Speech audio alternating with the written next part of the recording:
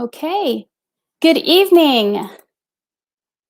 Welcome. Thank you for joining the second in our series of bi-weekly live events streaming on Facebook and now on YouTube, where we will feature, oops, one second. Okay. Sorry about that. As I was saying, welcome. I'm Carolina Valencia, Director of Communications and Digital for NYC Kids Rise, and I am excited to welcome a group of experts who will guide you on what financial resources are available during this COVID-19 pandemic. I'm also going to share a few words in Spanish. Saludos a nuestras familias que nos están viendo en Facebook y en YouTube. Si tienen preguntas, nuestro equipo estará leyendo sus comentarios en español. Y tomen nota de este teléfono que también lo pusimos en los comentarios, que es el 929-205-6099. De nuevo, 929-205-6099 y el código es 844-5127-2671. De nuevo, el código es 844-5127-2671. También haremos este video disponible en español.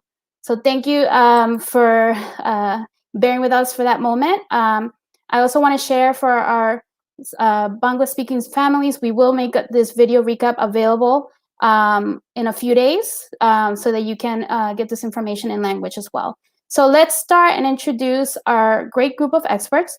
We have Ana Maria Segura. She's the supervising attorney of the Employment Law Project at the New York Legal Assistant Group, and she will cover the basics of signing up for unemployment, who is eligible, and the resources you can access. Ariel Salazar is the Director of Community Engagement for the city's Department of Social Services. He's going to talk about the city's SNAP, food, emergency cash assistance, rental, and burial resources, as well as the tools you can access to apply for these. We also have Paige Diner. She's a Senior Associate for the Cities for Financial Empowerment Fund. She will break down the details of the stimulus payments, who qualifies, the different amounts and cutoff, and what are the things you can consider to expedite receiving payment. Later on, we are going to have City Council member Francisco Moya join us to share information about free food resources available in our community and the City Council's efforts to provide more food access to New Yorkers. So, Ariel, let's start with you. Many families are dealing with job income loss, even health issues. They have lost loved ones, all the while having to manage how to put food on the table or cover basic needs. Can you share with us what are the resources the city has in place that perhaps New Yorkers finding themselves in this new financial situation may not be familiar with? And you're muted. Let's unmute you.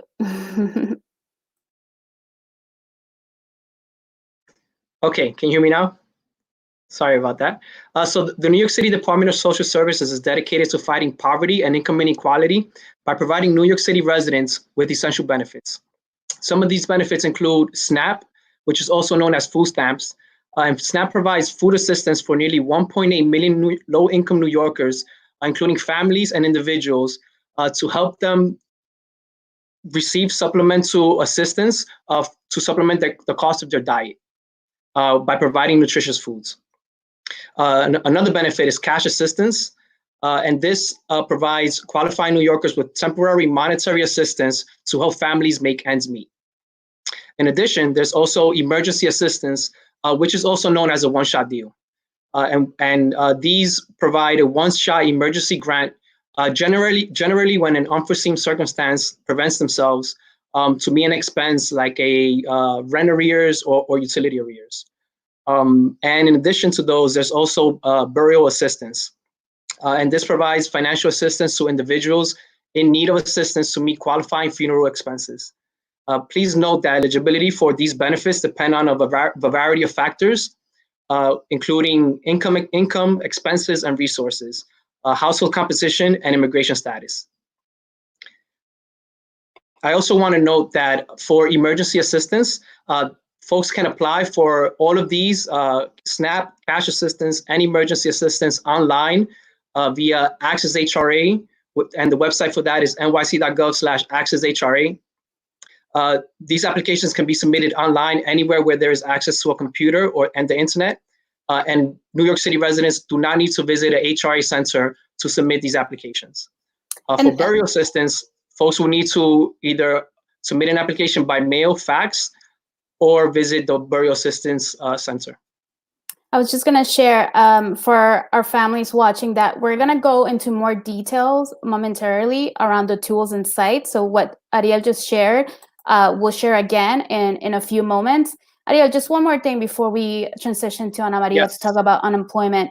What are some things that families should keep in mind or that they should maybe start gathering if they may need some of these resources that once they are ready to apply? What are some things that just at a high level, what are maybe a couple of things you can share that they will need when applying? And also, what's the timeline more or less for the process to for these to be processed?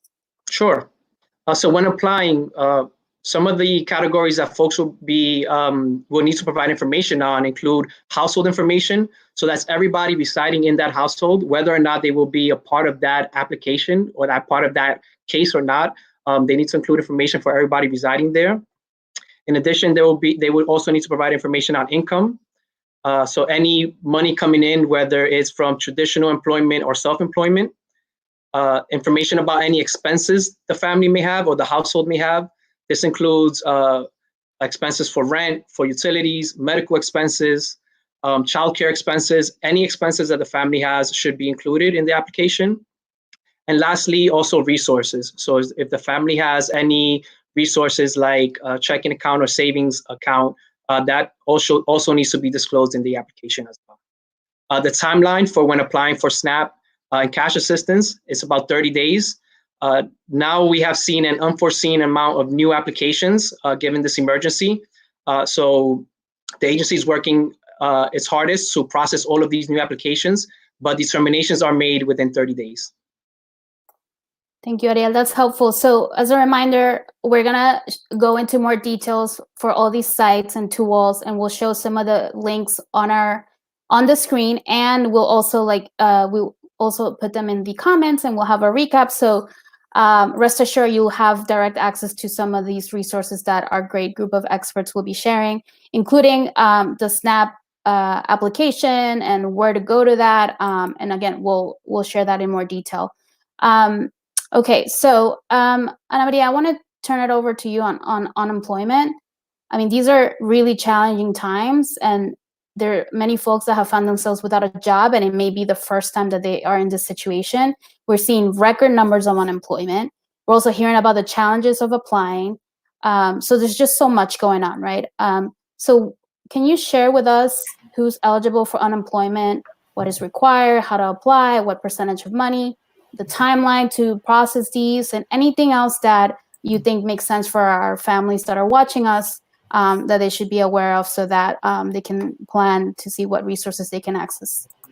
Sure. Thank you very much. And thank you for having me. It's great to be here on this program. So I'm going to try to give a very express version of kind of the basics of what you would need to know about applying for unemployment insurance benefits and applying now, especially for the emergency, the CARES Act, new law that passed to try to make more workers eligible for unemployment insurance benefits. So first, I'm going to talk about basic New York State unemployment insurance benefits, typically who's eligible, what you might get. But I'm going to try to get through that part quickly because I want to talk about, to me, the most important thing I want to talk about tonight is the Emergency CARES Act unemployment insurance program that a lot of people still don't know about. And then we'll talk more about sort of the realities of how long it might take to get some of these benefits. So traditionally, unemployment insurance benefits is a cash assistance benefits that are paid weekly for up to 26 weeks. In New York State, the maximum is $504. The minimum is about $104 per week. And it's for people who are employees who have certain amounts of work history in the past 12 to 18 months. And for people who have basically fit three criteria, have lost their job through no fault of their own. They are ready, willing, and able to work. In other words, they're capable of working, they're available to work, and they're looking for work, even though they're unemployed, and that they have enough earnings for the last year to year and a half. So just to break that down a little bit, losing your job through no fault of your own, pretty much means that you didn't choose to quit the job. Or if you did quit the job, you quit for a very good reason, like you were, illegally harassed on the job, or the job was unsafe. Traditionally, quitting your job makes you ineligible for unemployment insurance benefits. The second part about being ready, willing, and able to work, this comes up a lot when someone isn't really capable of working, and they think that they should be eligible for unemployment insurance because they think of it as a public benefit. It's really for someone who is capable to work physically and available to work because they're present in New York and can work if they're given a job. It's not like cash assistance for someone who is very disabled and can't work. That's where maybe Ariel would be able to give you more information about kind of other benefits that exist. And then the work history question, you could do a 2-hour presentation about how that's measured, but what you really need to know is that for employees who have been paid on the books, whose employers have been reporting their earnings, the Department of Labor uses your earnings that are reported by your employer to figure out if you have enough work history for the last year and a half. So, and I mentioned that because a lot of people are paid off the books and are paid all cash. So what happens to those people? It doesn't mean you're ineligible. It just means it might take longer to establish that you are eligible to receive these benefits. Just because you were paid without a pay stub, just because you were paid only cash, if you asked for your taxes to be taken out and your employer didn't want to report your income, that it does not mean you're not eligible for benefits, for unemployment insurance benefits if you have the right work history. So a couple other notes about unemployment insurance under the state law. You must be an employee. It doesn't traditionally apply to independent contractors or self-employed individuals, or folks who traditionally aren't basically employees in the way that we think of that under the law. I think I already mentioned that the maximum is 504, and the longest you can get the benefits is 26 weeks. But I want to talk now about basically the new CARES Act legislation that created a new program. So it created kind of 3 different types of programs that I'll talk about all at once. The first 2 are that they expanded that 26 weeks and made it 39 weeks total. So they've expanded the amount of time that someone can receive unemployment insurance from 26 to 39 weeks. And that applies if right now you're receiving unemployment insurance benefits, you shouldn't have to do anything to extend your benefits to 39 weeks. That should happen automatically. Whether it's happening yet might be having to do with some delays with the Department of Labor, but it should be happening automatically. Also, whatever your base rate is that you're receiving right now, and there will be a calculator that you can use that we can link to later about how to figure out how much you might receive. Whatever you're receiving in your weekly rate will be expanded by $600 under this new federal legislation. So you might have heard people talking about the $600 versus any other money. It's really, you should be eligible for both. If you're already receiving unemployment insurance benefits, you should receive an extra $600 through the end of July. But the most important program, again, the most important one that I want to talk about tonight is called Pandemic Unemployment Assistance. I call it PUA. And PUA applies to so many people that have traditionally been excluded from the system that I just described. So it exists to help workers who have lost their jobs or who have lost the opportunity to work because of COVID. And so I just want to give an example of someone I spoke to about 2 days ago. She lives in Queens. She used to work as a home health aide, but 3 years ago, she stopped doing that work because it was too physically difficult. And she said, I'm going to sell tamales and I'm going to fix clothing. I'm going to sew clothing out of my apartment. Of course, she only charges cash. And she called me asking about food stamps. And I told her, you should apply for PUA because you lost your income you're self-employed, you lost your income. No one is buying tamales at your apartment and no one is coming to get their clothes fixed. You should apply for PUA because you are covered by that loss. You would never have been covered for the unemployment insurance benefits program under the regular program. So we're going to link to the website's frequently asked questions on the Department of Labor for all the different situations that PUA covers, but I'm just going to touch a couple of them. So if you were forced to quit your job because you have asthma, high blood pressure, diabetes, you live with someone who's elderly, and you take the train to work and you tried to stay at the job but had to quit because your doctor said it was dangerous, you should be eligible for PUA. If you were scheduled to start a new job and the job, the employer said, sorry, we're not open, you should be eligible for PUA. Even if you have no work history, you should be eligible for PUA. So that's a big change from before. Also, if you became sick, if you were diagnosed with COVID, you are eligible for PUA, even though there's an argument that you're not ready, willing, and able to work if you're sick. It doesn't matter for PUA. It's a very expanded category of workers who are entitled to this benefit. I'm not going to go through all of them, and because I'm trying to be sensitive to time, but I will just also say a couple of other things. To apply right now, there are so many delays that I can't even describe. Some of you probably have experienced them. The Department of Labor is trying their best, but they say that if you can apply online, don't call. Even though you can get translation to various languages on the phone, it's better if you have any way to get a family member to help you with the English application online. You're probably more likely to get through.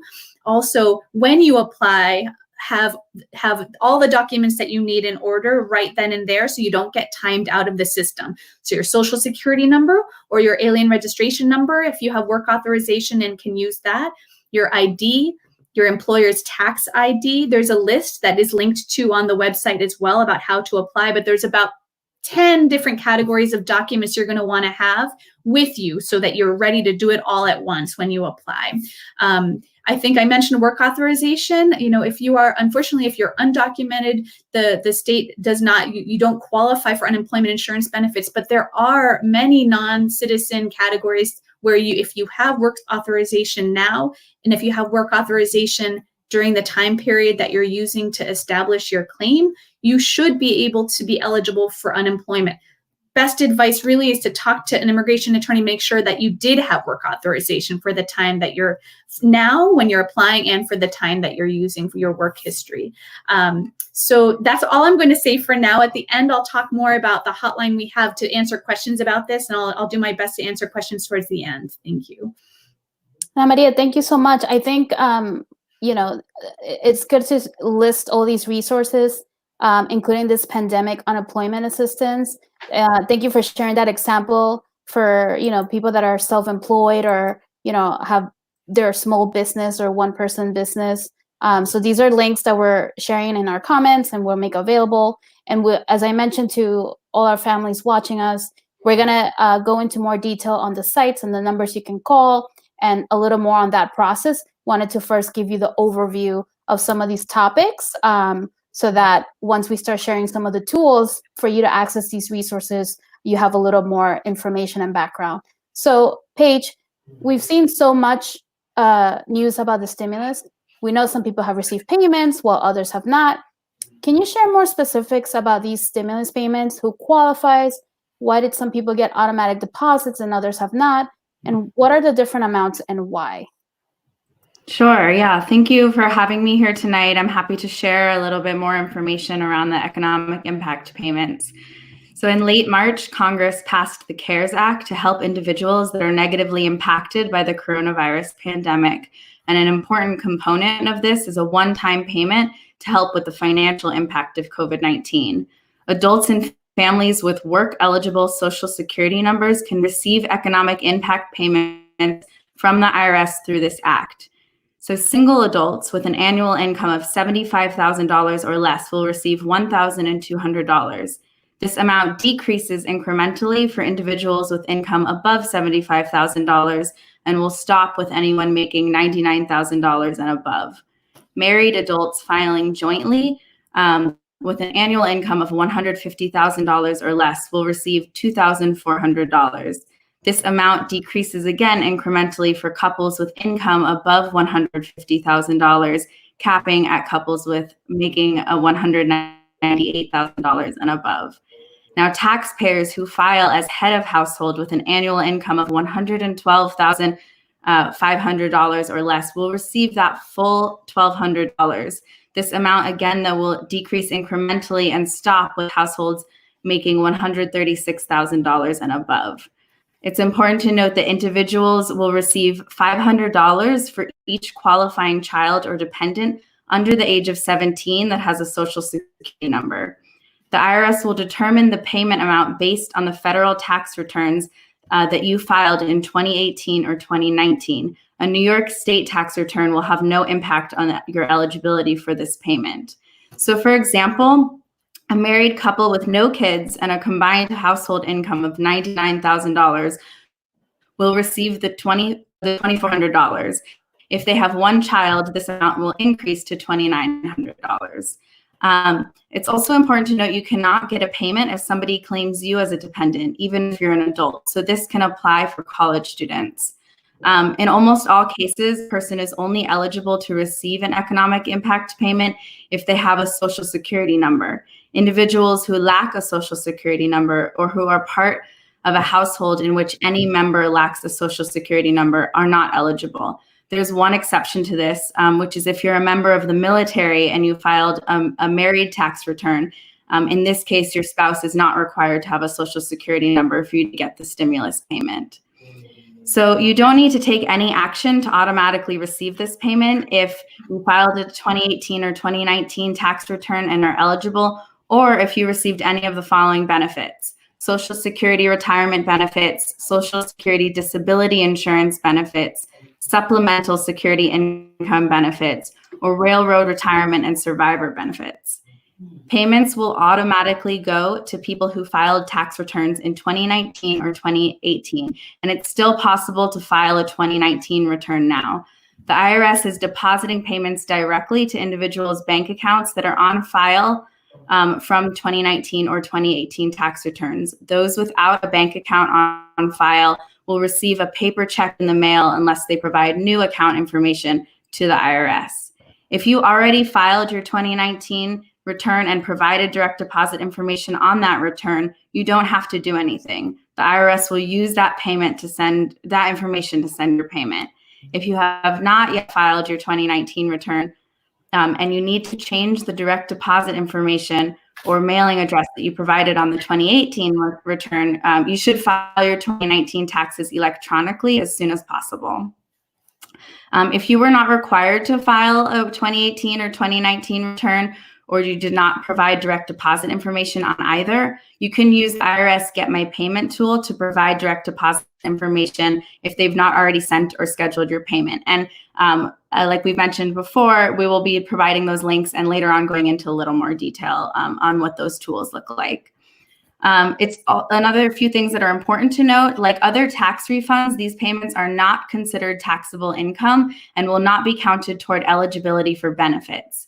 The payment will not jeopardize current benefits like Medicaid, SNAP, and public housing, and will not count as a benefit under the federal public charge policy. Additionally, the payment cannot be taken for past due taxes, student loans, or other outstanding debts, but can be taken for child support that is owed.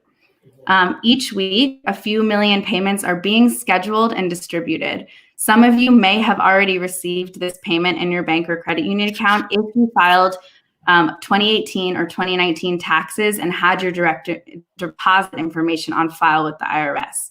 If your direct deposit information is not on file with the IRS and you do not update the banking information, you will be scheduled for a payment by paper check, which will be mailed to your house. Note that these checks may take up to 3 months to be processed and mailed, so it's important to check the status of your payment on that IRS Get My Payment portal. Paige, that's so helpful. I think there's some things to keep in mind around whether you filed or not. If also the Social Security benefits that you mentioned. I have a question around, and thank you for bringing up the public charge because that's generally a concern across our community. If families have filed taxes with an ITIN number, would they qualify for the stimulus payments? So families with work eligible Social Security numbers would qualify for the economic stimulus payments. Around ITINs, I would have to get more information on whether or not there is that eligibility. From what I know right now, it's only for Social Security recipients or people with Social Security numbers. So we'll get more information around that. So can we talk a little bit more, Paige, around in terms of like the resources like that CFE fund has made available, and if families last time they filed taxes, they didn't have an account that they connected it for direct deposit of their refund. So what are some things that they can consider? Like, can we go a little bit into more of those technical details for the families? Sure. So like I mentioned before, the IRS launched the Get My Payment tool to help individuals track the status of the payment and update, relevant information like banking information to get the payment faster. The portal has two sections. So one is for individuals who filed taxes in 2018 or 2019, and one for individuals who did not file. Both of these can be used to do things like check the status of payment and add direct deposit information if the IRS doesn't already have it on file. Also, it's not too late to open a safe banking account to get the COVID-19 stimulus money faster and safer than by check if you're able to.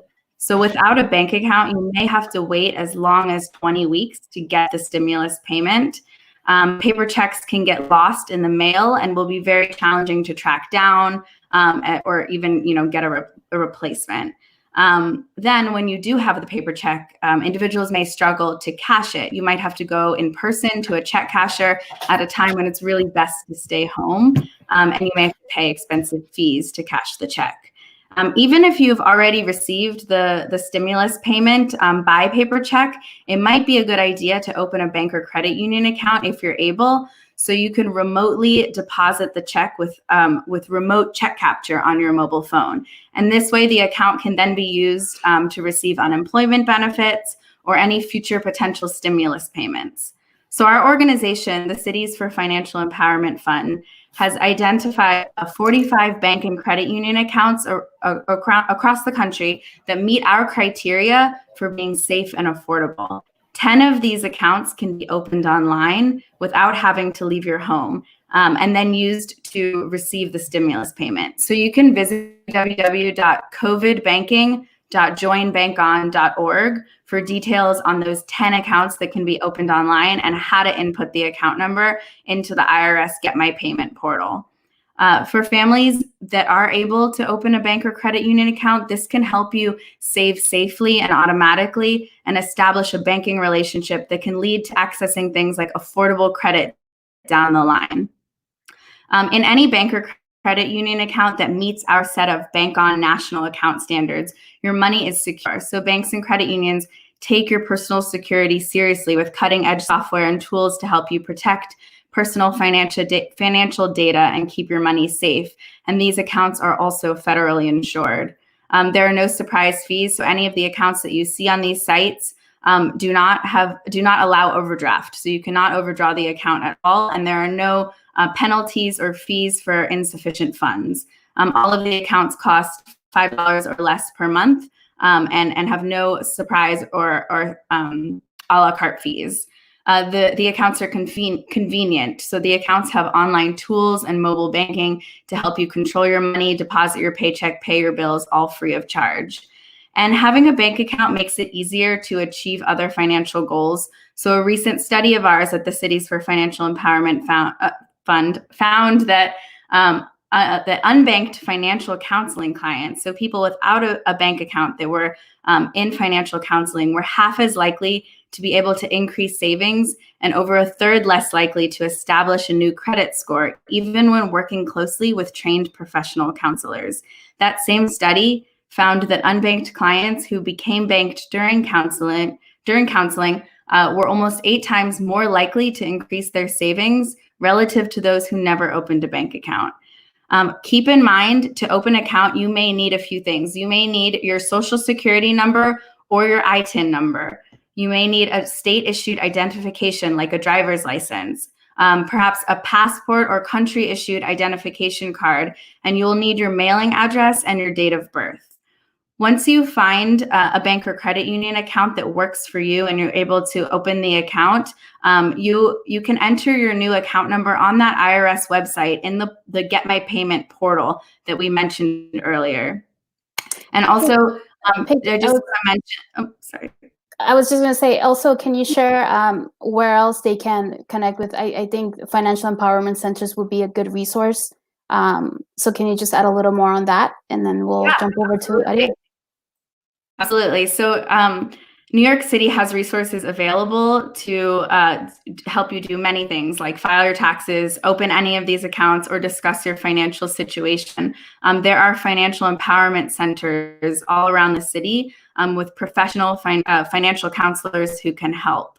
These counselors provide free one-on-one financial counseling to any New York City resident. You can call 311 to schedule an appointment with a financial empowerment center counselor.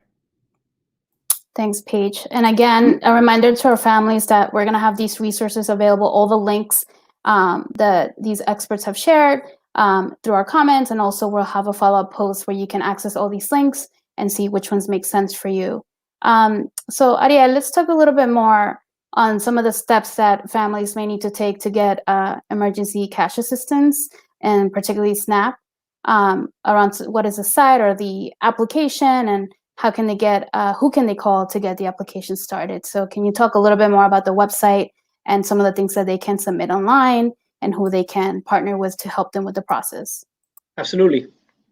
So Access HRA is a public-facing website, as I mentioned earlier, available anywhere where there's access to the internet, where folks can visit to submit applications for SNAP or cash assistance and emergency assistance, as well as get information about their case. The URL for Access HRA is nyc.gov/accesshra. The website is available in 7 different languages, including English, Spanish, Chinese, Arabic, Russian, and Haitian Creole. And the language on the screen can translate in real time when any of those are selected. In Access HRA, you can, as I mentioned, you can apply for SNAP, cash assistance, and emergency assistance, including a one-time grant to settle any rental arrears or utility arrears as well. The application process is very seamless. The person would just need to create an account in Access HRA and enter their household information, income information, expense information, and information about their resources. Once that information is submitted, they will receive a confirmation page informing them of the next steps, which include returning documents for that application and completing an interview. Now, in response to the pandemic, all in-person interviews for HRA benefits, including SNAP, cash assistance, and one-shot deals, have been waived. There is no need for an applicant to visit a HRA center to either apply or complete their interview. The application can be submitted remotely via Access HRA, and for the interview, an HRA worker will call that applicant at the number provided when they were applying to complete the application. All documents. Yes. Sorry, I was gonna ask. Can you just share a little more context on the one-shot deals or the emergency cash assistance, so families know what this could be used for? Yeah. So any families that are facing rental arrears. So if you have a eviction notice, or if you are behind on rent, rent arrears means that you are behind on rent. If you find yourself in this situation, you can apply for an emergency assistance. We call that a one-shot deal. Again, you can submit that application online, and you can submit all documents for that application using the Access HRA mobile app. So any families that are facing either are behind on rent or are behind on utilities, including having a utility shut-off notice, can submit this one-shot deal application via Access HRA to settle those arrears. Right. It takes about 30 days for determination to be made, but I also want to highlight that due to the eviction moratorium, the agency is prioritizing new cash and SNAP assistance application due to the high volume of new applications we're receiving. But that does not mean that folks can still not submit an application. Anybody in the situation of having rent arrears or having utility arrears can submit an emergency assistance application via Access HRA. And how does that, there's an eviction moratorium, so does that impact, should they hold on that, or should they just go ahead and apply? Because they have that protection for, I think, 60 days, if I'm not mistaken. So my understanding is that the moratorium is in place until June. And anybody that wants to apply for a one-shot deal, either for rent, for back rent, or back utility, can submit that application online on Access HRA. So folks that wish to apply can do so, and are encouraged to do so. Just keep in mind that due to the increase in volume of applications, there might be a lag in making a determination. Okay, great. Thank you, Ariel. And for those watching, we have on the screen, and again, we'll share this in our comments. If for SNAP assistance, you can call the food bank at 212-894-8060 or Legal Services NYC at 917-661-4500. So again, we'll be sharing those in more detail. Okay, so let's transition to Ana Maria, because you have a lot of great resources as well. And then we'll be, Councilman Francisco Moya is going to be joining us to share some more from on the city's front. So Ana Maria, can you talk a little bit more about the hotline, the resources? What can our families hear? Who can they contact? What can they access? Sure. And so my office, the New York Legal Assistance Group, has set up a hotline that started last Monday. The website's on the screen. It's at nylag.org/hotline. And the hours are up there. Basically, when you call, you will leave a message between 10 and 1, and you should receive a phone call back from one of our attorneys. Probably, the goal is to get those calls back to be made that day. It's been very, very busy, and it's not limited to questions about unemployment insurance, although many people are calling with questions about unemployment insurance. You should know that the calls, everything we talk about on the phone is confidential, so you should feel free to share all the information that's necessary for us to be able to assess your legal situation. The questions could have to do with any number of things beyond employment law issues and unemployment issues, including public benefits, tenants' rights, foreclosure issues. I, of course, am going to focus right now about unemployment insurance.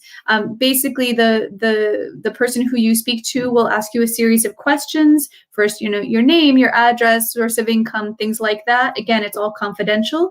And then we try to figure out what your legal situation is. Many people are calling saying, I don't know what to do about the fact that I'm waiting for so long about unemployment insurance, about the Department of Labor. They've said they're going to call me back within 72 hours. They didn't call me back. I've been waiting for 2, 3, 4, 5 weeks.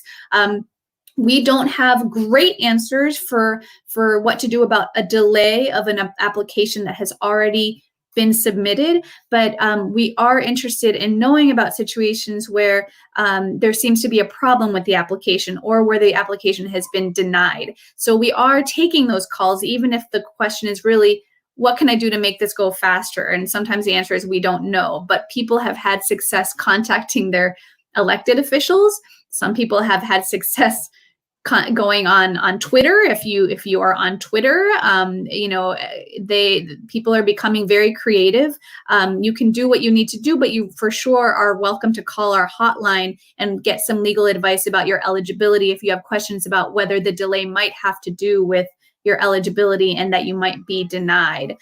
We have people who speak all languages, and so don't worry if English isn't your first language. We should be able to call you back with an interpreter if that's necessary.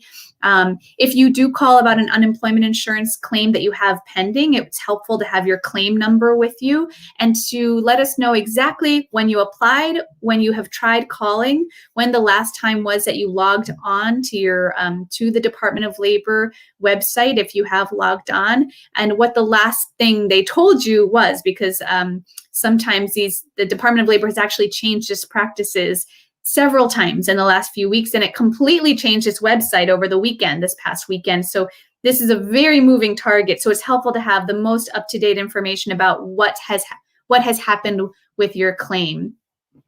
We also have a frequently asked questions section of our website that talks about unemployment insurance, but it also goes into a lot of other topics that I won't speak to about today, but about questions around paid leave, family leave, other rights you might have related to the COVID pandemic. So please check it out, and that that link will be in the chat also, and it's available on the NILAG.org website.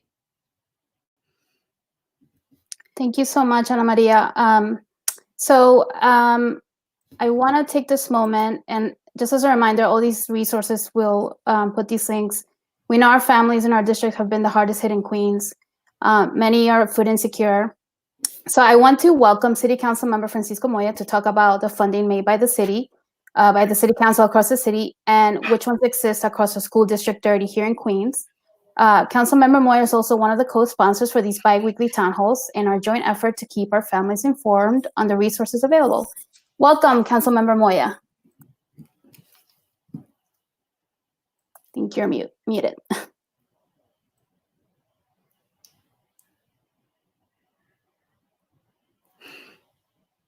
You're muted. Better? There we go. Welcome. Okay. Well, you just missed the great things that I said about you, Carolina. So anyway, thank you so much. I want to take this opportunity to really thank New York City Kids Rise for putting this together and the amazing work that they've been doing throughout the year. It's one of the my favorite groups that I really truly have really embraced what they're doing, especially in districts like mine.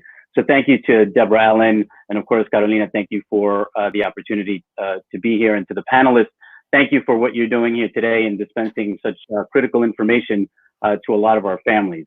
And to the families that are watching, welcome, bienvenidos. I'm Councilmember Francisco Moya. I wanted to talk about a few things that really has had a very hard impact, not just on the city of New York, but on our community in particular, and in the district that I represent. I represent Corona, East Elmhurst, portions of Jackson Heights, and Lefrak City. We were ground zero for COVID-19. As you saw how everything was happening that first week, and we saw the massive lines of people outside of the emergency room in Elmhurst Hospital waiting to get tested. When we saw the volume of individuals that were actually being admitted and those that were falling prey to this virus, they were our people. They were Latinos, African Americans who have been the most impacted by this pandemic. We really needed to get a lot of the information out a lot sooner to our folks. What we found in particular with the work that I've been doing is that the reason why it impacted our community so much is that only 16% of Latinos are able to telecommute from home. The rest are working right now because they work in the hospitality or the service industry. And they have to be out there. They're the ones that are on the front lines. They're delivering the food that we get to order while we stay in safely, trying to make sure that we can ride this wave out. But also they're the folks that are manning the cash registers and stocking the aisles in our local supermarkets. And they were out there with no PPEs, no equipment to really combat what was happening. And we saw that increase of why our folks started getting ill. And there's a great disparity that we're seeing. And that disparity is not just that this has affected communities of color, but there's a socioeconomic impact that shows that if you are at this level, and if you are working class or poor or undocumented and lack the access to healthcare, these are the results. And so as we started shifting from the people being admitted into the hospital, and we started seeing what the second phase of this pandemic has brought, it's truly showing the inequities in our communities. I welcome anyone to come out any given day to the district and see the long lines of people who are standing outside, whether it's in the pouring rain or in the bitter cold, just to get food. Part of why I really wanted to be here today is because it is really important that we get the information out early to our communities to let them know what's available. For the last 2 years, I've been funding about 6 or 7 pantries in my district, 4 that are in District 30, providing $100,000 to these great groups, whether it's First Baptist Church on Northern Boulevard or Elm Corps over on 108th Street, on 108th Street and Northern Boulevard. These are places that are really the only areas that we have for communities that are food deprived to go get any type of nourishment throughout the week. Last Saturday, I was out at First Baptist Church, and we had pallets of food that were out there. The pantry opened up at 12 o'clock. The first person that lined up was there since 7. 4 hours. The line was, I believe, from what we were told by the 115 precinct, that it was more than a mile long. People were waiting out there in the cold weather just to get food. Having had those conversations with the speaker, Corey Johnson, we acted immediately to ensure that we put in $25 million now that is going to really provide emergency food services that is now going to be direct. So what was happening is if you were a senior that went to a senior center and relied on your lunches and the breakfast being done at your local senior center, they were no longer getting that those meals given to them. They shifted into having it outsourced. And we saw that there was a lot of seniors that were missing out on their meals. And we have a large population of seniors in particular that actually, if they are not getting that meal, they won't have anything to eat for the day. And when the city shifted into outsourcing that, there was a huge drop-off, meaning there was about 20 to 30 seniors that were getting their meals not delivered. So we reacted in a way that was now going to bring an influx of money directly to organizations that can get food to the pantries on a daily basis, so that there is no shortages, so that our communities are no longer having to fear that if they miss out today, they won't have anything to eat for the week. I have a list of pantries that are available that operate throughout the week here in District 30. I really hope that anyone who needs help or support, even if it's not you, but maybe if you know of a neighbor or a relative that you can get to that has been missing out on meals, please have them contact my office directly. You can follow me on social media. We have those pantries that are listed and the hours and days of operation. We are now going to start doing pop-up pantries as well, and food deliveries in the district, because I've partnered up with different organizations so that throughout the week, everyone in District 21 will be able to have access to food every day. And it's very critical that we make sure that we are providing the most vulnerable in our community the basic of necessities to get through this. So I want to thank you again for having me. I think that what you're doing is incredible as well, to get this type of information out to our families. And I'm here to help in whatever way I can. And if there's any questions, I'm happy to answer them as well. Thank you. Thank you, Councilmember Moya. And as a reminder to everyone, there's foodbanknyc.org. And again, we'll be putting all these resources in the comments, and we'll be sharing them later so you can easily access them. Also, Councilmember Moya, as well as our other council members in District 30, Danny Drum and Jimmy Van Bramer and Costa Constantinides. These council members are all great resources. So contact their offices. We share Councilmember Moya's information. Call his office. Follow him on social media. He's always sharing. Thank you for always sharing information about food pantries and other resources. So we're here, all of us, to share this information so you have it. I do want to go to some of the questions that we've been getting. And Ana Maria, I think this one would be probably good for you. One person asked that they said, I applied for unemployment insurance. It's been 6 weeks. I have a work authorization card, have a valid on file, but I don't get any money yet.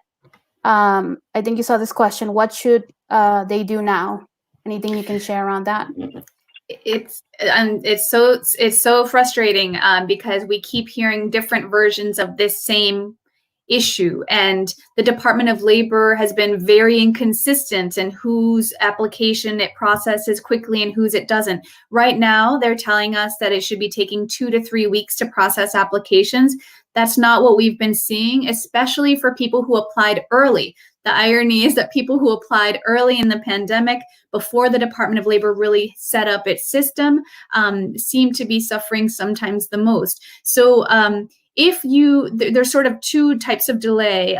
So for this person, it sounds like they've actually had their application approved, which is great news, because as long as you keep certifying weekly, eventually you will receive the benefits you're entitled to and the retroactive amount for the weeks that you've been certifying. So that's really important to just keep certifying. Again, I don't know, I can't predict how quickly the money will actually come through, but people in your situation have had success sometimes reaching out to the claimant's advocate's office. That information I can share. Actually, it's on the Department of Labor website. They are flooded right now, but they do exist to help people with claims that have been approved, but where there's some issue with the claim. So for people who have had a claim submitted, finalized, and approved, that's sort of, your best option. You can call if you want to, but it's probably best to try to contact the claimant advocate office through a secure message on the website. But also think about calling our hotline, because for some people, we've been trying to keep a list of examples of what we're seeing to show that things need to change at the Department of Labor in terms of certain approved applications. So please don't be shy about calling, even if we'll try our best to try to contact them on your behalf. So, but unfortunately, I don't have great answers to the questions about delays.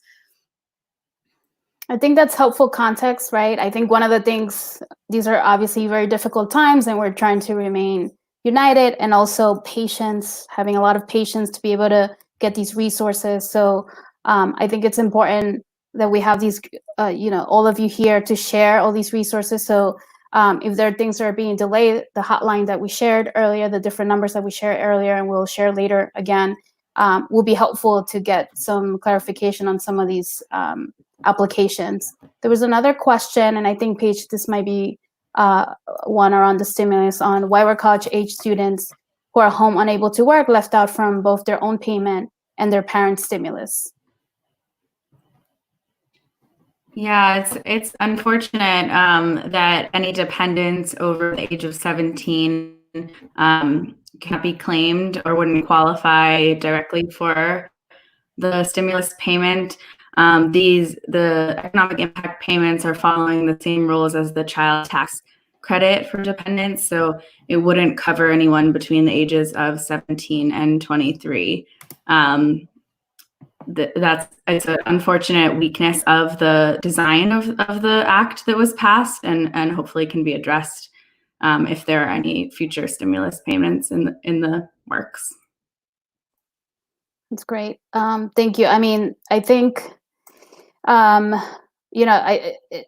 there's nothing else more than to just really just be patient and call the resources we shared. And just, getting informed. We have the financial empowerment centers. You can call 311 and NILAG's hotline. Also, CFE funds information, and our council members, including Council Member Moya, who's here. You can call his office for more information on resources. We're running short on time, so any other questions that we see, we'll make sure we answer them. But I do want to try to end on a positive note, because these are very hard times. And so for all of you here, is there anything that you would want to share that may be helpful? Any positive words for our families watching before we close out? Maybe we can start with Ariel. Yes, thank you. So I just want to thank everybody in the panel for all the important information that you're sharing. These are unprecedented times, and it really takes all of our efforts to make sure that New York City residents are receiving the necessary resources that are available. Not just through our efforts, but also from the advocacy of our partners, like the NYC Kids Rights Organization. I also wanted to mention if for whatever reason folks are having any issues reaching out to HRA, please reach out to our info line number, which is 718. Let me just put it up. Sorry, 718-557-1399, and I could provide that information as well. But I want to thank everybody for inviting us, and feel free to invite me in the very near future if any additional information is needed about HRA or DSS services. Thank you. Thank you, Ariel. Paige, let's go with you. Am I muted? I just like to say New Yorkers are so resilient and have gotten through so much to this day. And this is, yet another thing that New Yorkers can band together and collaborate and exchange ideas and resources and push through. And so I just encourage you all to utilize and access and navigate the resources that are available here in New York City. Call 311 to make an appointment with a financial center counselor, or access any of these other resources that have been mentioned this evening. And so just thank you to all of you for being New Yorkers, being resilient, and for all the nonprofits and community organizations that are serving New Yorkers themselves. Thank you, Paige. Ana Maria, how about you? I just want to thank, my job is to represent workers, and I just want to say how grateful I feel like New Yorkers are for all these essential workers who have been out there making it possible for people like me to work remotely and to stay home as much as possible. I think that if I have any hope for what we learn from this pandemic about New York and about employment and labor law, it's that we really need to start treating the workers that the council member just mentioned earlier, who are in the service industry, who are unable to telework. Really, we need to be paying them their value. We need to be giving them the paid leave that they deserve. We need to be protecting them because they're protecting all of us right now. And I hope that's a lasting lesson. And I've been inspired by the workers I talk to every day, and that keeps me going. So thank you to many of you who are watching and listening. Yes, we have a lot of those that are watching us and will be watching this live later. A lot of our families that are watching us are essential workers. They're there keeping the city moving and have been incredible in this time. I want to give Councilmember Moy an opportunity to share also some positivity before we wrap up. Councilmember. Thank you. Thank you so much. And thank you again to the panelists for the great work that you're doing to help get this information out to our communities, but also to the families. You know, we are going through some hard times right now. We all know someone that a loved one that we may have lost through this pandemic. We are going through some very uncertain times, but we are, as I think Sonia said, New Yorkers were resilient. But I think one of the greatest things about us is that you see the really good side in people during difficult times. We've been through so many things here in New York. We have been attacked in a way like no other on 9/11. We've seen what is going on here right now. And the one thing that we know is that the human spirit is still alive. The kindness of New Yorkers that are rushing out there to help one another. When you see people coming out of retirement and helping those first responders, that's the kind of resiliency and love that we have as New Yorkers. We're able to come together in difficult times, and this is when we see the best in people. One of the things that I want to always say is that there was a really tragic case that happened early on. I had received a phone call from a family member that had lost a relative and was calling on behalf of a young child. This child was 12 years old. The mother had passed away a few days ago because of COVID-19. The father was on a ventilator, wasn't going to make it. This child was going to be left orphaned. About a month ago, this child had his entire family together. Life was good, and it all has changed. But he was undocumented, and the family is undocumented, and they didn't have the opportunity to have the affordability to pay for a burial, to say goodbye to a loved one with dignity. And I talked about this story in the Financial Times. They ran a whole piece about, and myself and the speaker are trying to put an emergency fund for burials right now for New Yorkers that are suffering. But the outpour from people across the country that came in to want to help this young child and help him say goodbye to his loved ones with dignity is really what the human spirit is all about, and why I know that we are going to come out of this better than we came into this. When we stick together, when we work together, we will rise up once again. Stay strong, everyone. Please be safe. If there's anything that you need, please don't hesitate to reach out to me and my office. We're here to help. And thank you very much, and God bless you all. Thank you, Councilmember Moya and Ana Maria, Ariel, and Paige. Thank you so much, and thank you to our families watching. Again, thank you for all the work that you're doing for our city and you know, for families, and just keeping the spirit and the community support, the neighborhood support so present. School District 30 is obviously our Safe for College program is in School District 30. So we've seen the incredible work of our schools and our elected officials and community-based organizations. So you'll have those numbers and links to resources. We have in 2 weeks in Spanish a conversation with some moms around activities that we can do with children. So look out for that information in 2 weeks. And with that, thank you so much. Have a great evening, and we'll see you soon.